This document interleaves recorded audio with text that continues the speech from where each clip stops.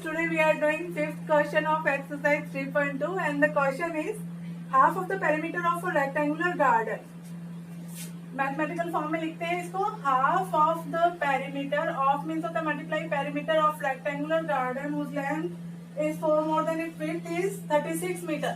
तो half of the perimeter of rectangular garden is 36 metre उन्होंने बोला है. अब साथ में उन्होंने एक और बात बोली है कि लेंथ इज यानी इक्वल, जैसे मैंने आपको पिछली वीडियोस में भी बताया, is 4 more than its width. हमने उसको मैथमेटिकल फॉर्म में लिख दिया. तो हमारे पास में 2 स्टेटमेंट्स आ रही हैं. अब पेरीमीटर का फॉर्मूला क्या होता है? पेरीमीटर क्या होता है? चारों तरफ का जो मेजरमेंट, चारों तरफ का मीटर मीन्स. अब रेक्टेंगुलर है तो इसका क्या करेंगे? Length plus width plus length plus width, यानी 2 बार लेंथ ऐड है और 2 बार विड्थ ऐड है रेक्टेंगल के लिए. तो लिखा हुआ है half of the perimeter. Perimeter का पहले निकाल ही लेते हैं इससे सिंपल. तो पेरीमीटर इज इक्वल हो जाएगा, अब ये 2 जगह मल्टीप्लाई में हो रहा है तो 36 इंटू 2 यानी 72 मीटर. अब पेरीमीटर हमारे पास में 72 मीटर हो गया. पेरीमीटर का फॉर्मूला लगा देते हैं, 2 बार लेंथ प्लस है, 2 बार विड्थ प्लस है, 2 length plus width is equal कितना है? 72 मीटर. अब ये हमने इसको 2 इंटू एल प्लस डब्ल्यू लिख दिया, लेंथ प्लस विड्थ लिख दिया, या फिर एल प्लस बी लिख सकते हैं. विड्थ और जो ब्रेथ वो एक ही चीज है. अब यहाँ पे देखो हमारे पास में एक तो ये स्टेटमेंट बनी है ना, और एक हमारे पास में एक और है कि length is 4 more than its width. तो 2 स्टेटमेंट्स हमारे पास में बन चुकी हैं. अब दोनों को हम सॉल्व कर लेते हैं. यहाँ पे इसको सॉल्व करते हैं. 2l plus 2w is equal 72. अब यानी l प्लस w दोनों से ले लेते हैं इज इक्वल 36. ये हमारे पास में सेकंड स्टेटमेंट है ना. तो अब उन्होंने बोला है कि find the dimensions of the garden. अब 2 स्टेटमेंट्स हमारे पास में बन चुके हैं कि लेंथ, अब यहाँ से लेंथ की वैल्यू इसमें पुट कर देते हैं सिंपल. तो इसको लेंथ यहाँ पे वैल्यू पुट कर देते हैं. चलो 4 प्लस विड्थ. अब इस लेंथ की जगह मैंने लिख दिया 4 प्लस विड्थ, क्योंकि यहाँ से वैल्यू बाय इक्वेशन 1 लेंथ की जगह हमने लिख दिया 4 प्लस विड्थ. एंड ये वाला विड्थ तो वैसे का वैसे पड़ा है, यहाँ पे तो लेंथ की जगह लिखा है 4 प्लस विड्थ इज इक्वल कितना हो गया? 36. तो 4 plus width plus width 2w, 2 width हो गया. इसको एक्स वाई की फॉर्म में भी किया जा सकता है, लेकिन हम इसको सिंपल ही सॉल्व कर लेते हैं. चलो 36 माइनस 4 इट मीन्स कितना हो गया? 32. यानी 2 width is equal 32. Width is equal क्या हो गया? 2. अब ये डिवाइड में चला जाएगा तो यानी 16, यानी विड्थ होगी 16. अब यहाँ पे वैल्यू किसी भी इक्वेशन में, इक्वेशन 1 या 2 में पुट कर देते हैं विड्थ की वैल्यू. तो फिर L प्लस W, यहाँ पे इक्वेशन 2 ले लिया मैंने. Length plus W is equal क्या है हमारे पास में? इक्वेशन के साथ 36 है. अब लेंथ प्लस W की जगह वैल्यू पुट कर देते हैं 16 इज इक्वल 36. यानी लेंथ बराबर क्या हो गया? 36 माइनस 16 इट मीन्स 20 मीटर. तो हमारे पास में विड्थ की वैल्यू आ गई 16 मीटर्स एंड लेंथ की वैल्यू आ गई हमारे पास में 20 मीटर्स. ठीक है, तो ये हमारा क्वेश्चन सॉल्व होता है. नेक्स्ट क्वेश्चन देखते हैं. This is the 6th question of 3.2. इसमें हमारे पास में equation is given that 2x plus 3y minus 8 is equal 0. अब हमारे पास में ये है कि हमें इसकी इंटरसेक्टिंग लाइन फाइंड आउट करनी. तो इन इंटरसेक्टिंग लाइन मैंने आपको बताया था कि इंटरसेक्टिंग लाइन कौन सी होगी? जिसका कि जो स्लोप है लाइन का वो क्या होगा? अलग अलग होगा. यानी ये जो लाइन है, अगर इसका जो स्लोप है, स्लोप क्या होता है? A1 B1 से डोनेट होता है, उसको करते हैं डिनोट. और यहाँ पे A1 अपॉन में जो A2 है इज इक्वल B1 अपॉन में B2 अगर हो जाएगा तो यानी स्लोप सेम है, तो वो कभी भी इंटरसेक्टिंग लाइन नहीं होती. यानी अगर ये कट हो रहा है यानी ये इक्वल नहीं है तो हम कहेंगे कि स्लोप सेम नहीं है और इसलिए वो इंटरसेक्ट करेंगी. तो हम यहाँ पे देखते हैं कि 2x प्लस 3y है, यानी A1 और B1 की वैल्यू तो हमारे पास में है. तो हमें कुछ ऐसी लाइन लिखनी है जिसके अंदर क्या होगा? A2 और B2 दोनों का जो रेशियो है वो सेम नहीं होना चाहिए. तो हम कोई भी लाइन ऐसे लिख देंगे. जैसे मैंने इसको लिख दिया 2x प्लस 3y, इसको मैंने लिख दिया 5x प्लस 9y लिख दिया माइनस 8. अब माइनस साथ में कुछ भी लिख दो मैं, चाहे 8 की जगह मैं कुछ और 7 लिख देती हूँ कुछ भी. अब ये वाली लाइन में देखो A1 अपॉन में A2 is not equal to B1 upon में B2 है.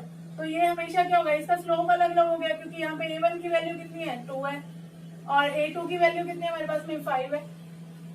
A1 और A2 की वैल्यू तो आपको फाइंड आउट करनी आ ही रही है पहले से ही. और यहाँ पे जो B1 है उसकी वैल्यू 3 है और B2 है उसकी वैल्यू क्या है? हमारे पास में 9 है. अब देखिए ये दोनों इक्वल नहीं है, इट मीन्स ये क्या हो गया, इनका स्लोप अलग अलग होगा, यानी स्लोप अलग अलग है तो वो हमेशा एक दूसरे को इंटरसेक्ट करेंगे। तो पहला हमारे पास में इंटरसेक्टिंग लाइन की इक्वेशन हम बना देते हैं। इंटरसेक्टिंग लाइन की हमने अपनी तरफ से बना दी है, कोई कितनी भी इक्वेशन बन सकती है, ठीक है। इंटरसेक्टिंग लाइन की इक्वेशन ये वाली बन गई है हमारे पास में पहला आंसर। अब दूसरा उन्होंने बोला है कि ये बताओ पैरेलल लाइंस में मैंने बताया था कि जिसमें स्लोप सेम होगा, a1 अपन में a2 इज इक्वल b1 अपन में b2 होगा, वो एक मतलब उनका जो स्लोप है वो सेम है, लेकिन उन्होंने पैरेलल लाइन बोला है। पैरेलल लाइन a1 अपन में a2 is equal b1 upon b2 होने पर दो तरह की कंडीशन हो सकती है। एक तो क्या होगा, एक लाइन दूसरी लाइन के ऊपर कोइंसिडेंट लाइंस होंगी वो, या फिर वो पैरेलल लाइन होगी। पैरेलल लाइन के लिए हमारे पास में क्या कंडीशन है कि इनका जो एक्सिस पे कट है, यानी C1 अपन में C2 है, वो अलग अलग होना चाहिए, यानी कोई यहाँ से कट करनी चाहिए, कोई अलग एक्सिस पे। अब दोनों का स्लोप तो सेम है, लेकिन वो अलग अलग अगर एक्सिस पे कट करेगी तो फिर क्या हो जाएंगी, वो पैरेलल लाइन बन जाएगी, यानी वो एक दूसरे के साथ में इनका जो झुकाव है वो तो सेम है, स्लोप सेम है, लेकिन वो आपस में कभी भी कट नहीं कर पाएंगी या एक दूसरे के ऊपर नहीं आ पाएंगी, क्योंकि क्या है कि इनका जो कट है, यानी एक्सिस पे जो इनका जो पार्ट ये कट कर रही है एक्सिस पे, वो हमेशा अलग अलग रहेगा। तो ये ऐसी लाइन हमने बनानी है। तो अगर हमने यहाँ पे 2x प्लस 3y माइनस 8 वाली इक्वेशन दी हुई है, इसको देखते हुए हमें अगर ऐसी लाइन बनानी है जो कि पैरेलल लाइन हो, तो हम क्या करेंगे, 2x की जगह अगर जैसे मैं लिख दूं कि ये तो हम पहले यही लाइन लिख देती हूँ मैं, 2x plus 3y minus 8 is equal 0। अब दूसरी लाइन में लिख रही हूँ कि जैसे इसके लिए हम क्या करते हैं, अब यहाँ पे हमें a1 अपन में a2 इज इक्वल b1 अपन में b2 लेना है, तो हम कोई भी रेशियो ले सकते हैं। मान लो मैंने इसको 2 से या 3 से मल्टीप्लाई करके देख लेती हूँ। जैसे मैंने इधर ले लिया 6x प्लस 9y, देखिए अब 2 अपन में 6, 1 अपन में 3 होगा, 3 अपन में 9 भी 1 अपन में 3 होगा, है ना। और माइनस में अब क्योंकि यहाँ पे C1 अपन में C2 के इक्वल नहीं होना चाहिए, तो यहाँ पे मैं 10 ले लेती हूँ, कुछ भी ले सकते हैं, इज इक्वल 0। अब देखेंगे यहाँ पे a1 अपन में a2 इज इक्वल b1 अपन में b2 आ रहा है। कैसे आ रहा है, जैसे यहाँ पे 2 अपन में 6 है, देखिए 2 अपन में 6 है तो क्या आ जाएगा 1/3, और यहाँ पे क्या है 3 अपन में 9 है, ये भी 1/3 है, यानी a1 अपन में a2 तो b1 अपन में b2 के इक्वल है, but not equal to C1 upon में C2, क्योंकि यहाँ पे ये क्या आ रहा है 2/5 आ रहा है कट होके, है ना। तो हमारे पास में ये जो इक्वेशन हमने बनाई है, ये कौन सी बनी है, पैरेलल लाइन की इक्वेशन बनी है, जहाँ पे दोनों का स्लोप तो सेम है, लेकिन एक्सिस पे कट अलग अलग होने की वजह से ये अलग अलग लाइंस बनेंगी। और थर्ड नंबर पे है कोइंसिडेंट लाइंस। अब इसमें क्या करना है, हमें स्लोप भी सेम चाहिए और साथ में एक्सिस पे कट भी सेम होना चाहिए, क्योंकि तभी तो ये एक दूसरे के ऊपर कोइंसिडेंट करेंगी।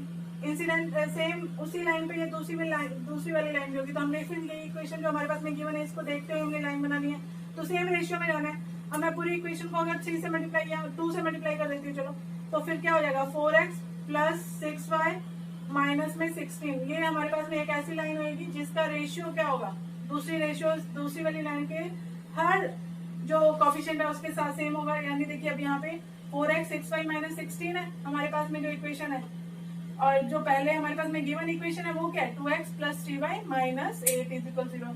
अब हम देखेंगे, देखो a1 अपन में a2 is equal to b1 अपन में b2 is equal to c1 upon में c2। सबकी वैल्यू क्या आ रही है, 2 आ रही है। चाहे 1 इसको ले लो तो फिर 1/2 आ जाएगी सबकी वैल्यू, 2/4 3/6 8/16 कुछ भी ले लीजिए। तो अब क्या हो गया, ये हमारी ऐसी इक्वेशन बनेगी जो कि कोइंसिडेंट लाइंस बनेंगी, यानी वो एक दूसरे के ऊपर एक दूसरे के ऊपर ही जो चलती हुई लाइंस बनेंगी, ठीक है। तो ये हमारा इक्वेशंस ये मतलब हजारों इक्वेशन बन सकती है। तो ये हमारा क्वेश्चन पूरा होता है। अब 7th क्वेश्चन पे चलते हैं। 7th question is draw the graphs of the equation x minus Y plus 1 और 3x minus 2y minus 12 is equal 0 पे। तो हमने इसके ऊपर ग्राफ बनाने और साथ में जो ट्राइंगल बनेगा उसके साथ में उसको शेड करना है। कई बार इसका क्वेश्चन आ जाता है कि हमें उसका एरिया फाइंड आउट करना है। तो हम यहाँ पे शुरू कर दें। सबसे पहले तो क्योंकि ग्राफ बनाना है तो हमें क्या करना पड़ेगा कि डिफरेंट वैल्यूज के लिए एक कोऑर्डिनेट की डिफरेंट वैल्यूज के लिए दूसरे कोऑर्डिनेट की वैल्यूज ढूंढनी पड़ेगी, ताकि हम अपनी लाइन ड्रॉ कर सकेंगे। तो हम सबसे पहले इसी को ले लेते हैं, x माइनस वाई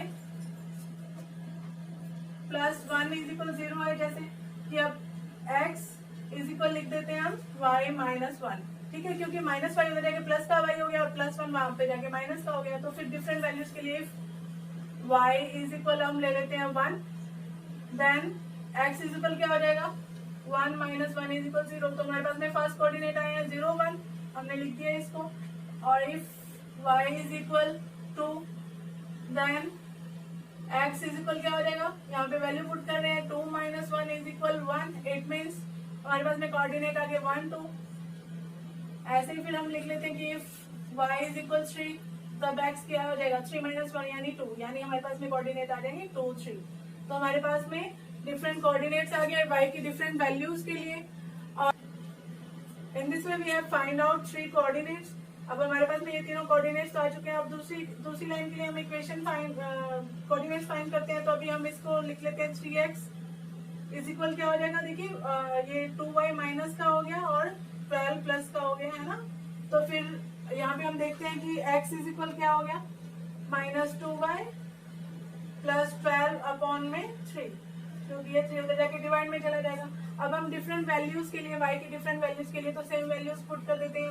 आपके मन में जो भी हो पुट कर सकते हैं कि y इज इक्वल हमने रख दिया है, अगर y 2 है तो फिर क्या होगा, देखिए x is equal minus 2 into 2 plus 12 upon में 3, यानी हमारे पास में आ गया माइनस 4 प्लस 12 अपॉन में 3, यानी क्या हो गया हमारे पास में 8 आ गया 8 अपॉन में 3। ये हमारे पास में फर्स्ट वैल्यू आ गई है, इसको हम अपने उसमें चेंज कर सकते हैं सिंपल वैल्यूज में। एक minute, and if y is equal दूसरा हम 0 ले लेते हैं तो फिर क्या हो गया x is equal minus 2 into 0 plus 12 upon में 3। तो यानी क्या हो जाएगा, देखिए 12 अपॉन में 3, क्योंकि 2 इंटू 0 तो 0 ही हो जाएगा, तो आ जाएगा 4। यानी हमारे पास में फर्स्ट कोऑर्डिनेट तो हमने लिख दिया कि 8 अपॉन में 3 एंड 2 है। 8 अपॉन में 3 में इसको चेंज कर सकते हैं, यानी 3 2 6 हो गई और 3 6 18, इस तरह से 2.66 और दूसरा 2, यानी x और y की वैल्यू ये रही है हमारे पास में। और यहाँ पे आया हमारे पास में x की वैल्यू 4 है व्हेन y इज इक्वल 0, ये हमारे पास में दूसरा कोऑर्डिनेट्स आए हैं। ऐसे हम इफ y इज इक्वल, अब हमने अगर हम रख लेंगे यहाँ पे 3 रख लेते हैं, y इज इक्वल 3 रख लेते हैं, तो फिर क्या आया, देखिए x इज इक्वल क्या है माइनस 2 इंटू 3 प्लस 12 अपॉन में 3। तो फिर क्या आ गया यहाँ पे माइनस 6 एंड प्लस 12 यानी 6 अपॉन में 3 यानी 2, यानी हमारे पास में थर्ड कोऑर्डिनेट्स जो आ गए हैं वो है 2 एंड 3। तो अब हमने इसका ग्राफ बनाना है। Now we are making graph. तो अभी हम क्या करते हैं, पहले इस लाइन से ग्राफ बनाते हैं। तो x को 0 0 से, अब देखिए x के कोऑर्डिनेट से हम 1 2 3 का गैप ले लेते हैं, कोई इतनी बड़ी वैल्यूज नहीं है। तो यहाँ पे 1 2 3 4 7 8 और यहाँ पे हम ले लेते हैं -1 -2 -3 -4। नाउ फर्स्ट लाइन के कोऑर्डिनेट्स जो है वो देखिए 0 1। सबसे पहले हम देखते हैं कि when x is equal 0 then y is equal 1। तो x इज इक्वल जब 0 है और y 1 है तो हमारे पास में ये वाला कोऑर्डिनेट आ गया हमारे पास में फर्स्ट पॉइंट, जो फर्स्ट इक्वेशन के लिए। उसके बाद में हमारे पास में है कि when y is equal 2 then x is equal 1, या फिर x इज इक्वल 1 पे y 2 है तो हमारे पास में सेकंड कोऑर्डिनेट ये वाले आ गए। और फिर जब x 2 है तब y 3 है तो हमारे पास में ये थर्ड कोऑर्डिनेट्स आ गए। तो अब इसको मैच कराएंगे, देखिए ये एकदम स्ट्रेट लाइन जाएगी इस तरह से। तो ये इस तरह से मैच होती होती ये इस तरह से यहाँ पे जा रही है। अब ये कौन सी इक्वेशन है, यहाँ पे हम इक्वेशन लिख देते हैं x minus Y plus 1 is equal 0।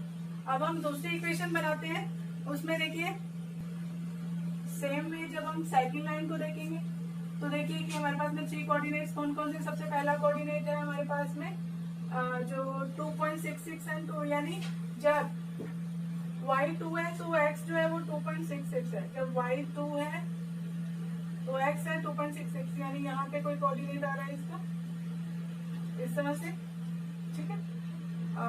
2.66 है यानी यहाँ पे कहीं पे आएगा जब ये हमारे पास में फर्स्ट कोऑर्डिनेट आया। उसके बाद में दूसरे नंबर पे कि जब y 0 है, when y equal 0 then x is equal 4, यानी x 4 पे y 0 है, यानी हमारे पास में ये दूसरा कोऑर्डिनेट आया है।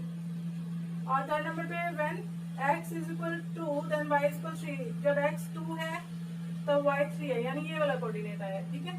अब ये भी एक स्ट्रेट लाइन बनेगी। यहाँ पे देखिए आप अपने ग्राफ में जब बनाएंगे तो बिल्कुल एग्जैक्ट स्ट्रेट लाइन बनेगी। ये तो इस तरह से हमारे पास में एक स्ट्रेट लाइन बन गई। अब हम अपने क्वेश्चन को अच्छे से रीड करेंगे। क्वेश्चन में बोला गया है कि एक्स एक्सिस पे जो ट्राइंगल बन रहा है, देखो कि triangle form by these lines and the x axis और इन दोनों लाइन से जो ट्राइंगल बन रहा है उसको हमने शेड करना है, तो हमने ये शेड करना है। तो ये आपका क्वेश्चन था, लेकिन कई बार एग्जाम में क्वेश्चन क्या आ जाता है कि इसका एरिया भी बताइए। अब हमें इसका एरिया फाइंड आउट करना है, तो हमें क्या करना पड़ेगा, नीचे वाली लेंथ, एरिया का फॉर्मूला क्या होता है, half into base into height. Triangle का एरिया है। जब आपकी आगे वाली एक्सरसाइज हम करेंगे उसमें आपको सारे फॉर्मूलाज रिवाइज भी होंगे इसमें। तो हाफ इंटू बेस इंटू, और बेस की लेंथ कितनी है, देखिए 1, यहाँ पे -1 से जाता हुआ जा रहा है, तो यहाँ पे 1 जो बॉक्स की लेंथ है यहाँ पे 1 centimetre, 2 centimetre, 3 centimetre, 4 centimetre, 5 centimetre. तो हाफ इंटू बेस की लेंथ कितनी है, 5 सेंटीमीटर। और हाइट कितनी है, हाइट यानी जो पीक पॉइंट है, जो सबसे ऊपर वाला पॉइंट है, पीक पॉइंट है, उसकी जो हाइट कितनी है। अब देखिए यहाँ पे 3 है, 0 से लेकर 3 तक इसकी हाइट जा रही है। तो बेस इंटू हाइट, जब आप इसको ग्राफ बनाएंगे अपनी नोटबुक में तो आपको पता लग जाएगा। तो इसका क्या होगा, 15.2 यानी 7.5 सेंटीमीटर स्क्वायर इसका एरिया आ जाएगा, ठीक है। तो इसके साथ ही हमारा ये वाला क्वेश्चन भी पूरा होता है। नेक्स्ट एक्सरसाइज हम नेक्स्ट वीडियो में देखते हैं।